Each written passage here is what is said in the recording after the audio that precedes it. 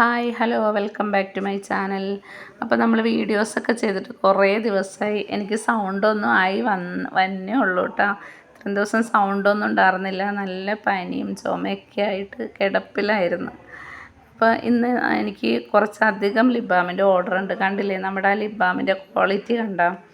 അപ്പം അതുപോലെ തന്നെ നമ്മുടെ ലിപ്പിനെ അത്രയധികം മോയ്സ്ചർ ചെയ്ത് നിർത്തണ നല്ലൊരു അടിപൊളി ലിപ് ബാമാണ് കേട്ടോ. അത് ലിപ്പിൻ്റെ ഡ്രൈനെസ് മാറ്റാനും ലിപ്പ് നല്ല കളറാവാനും ഒക്കെ നല്ലതാണ്. പിന്നെ അതുപോലെ തന്നെ നമ്മുടെ ഈ ലിപ് ബാം ഇട്ടാൽ നമ്മുടെ ചുണ്ടിനൊരു നാച്ചുറൽ കളറാണ് കേട്ടോ ഫീൽ ചെയ്യണത്. ചിലർക്കൊക്കെ ലിപ് ബാമൊക്കെ ഇടാൻ മടിയുള്ള ആൾക്കാരൊക്കെ ഉണ്ടാവുമല്ലോ, വീട്ടമ്മമാർക്കൊക്കെ.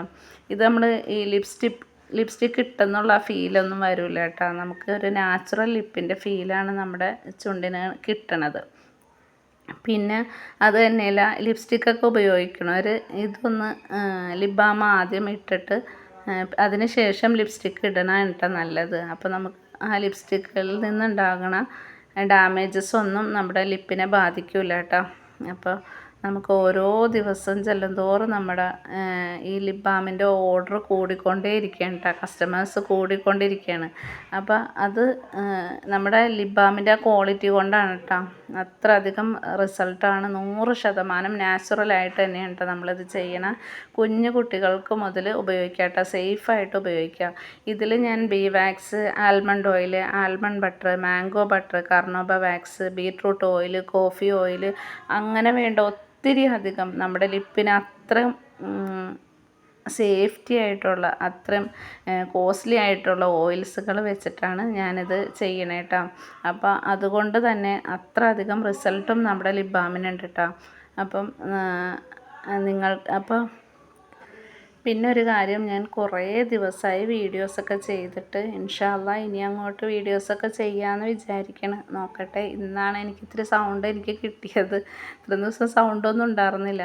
എന്നെ ഒരുപാട് സബ്സ്ക്രൈബേഴ്സും എൻ്റെ കസ്റ്റമേഴ്സൊക്കെ വിളിച്ച് എൻ്റെ വിശേഷമൊക്കെ അന്വേഷിക്കണുണ്ടായിരുന്നു. എല്ലാവർക്കും ഒത്തിരി താങ്ക്സ് കേട്ടോ.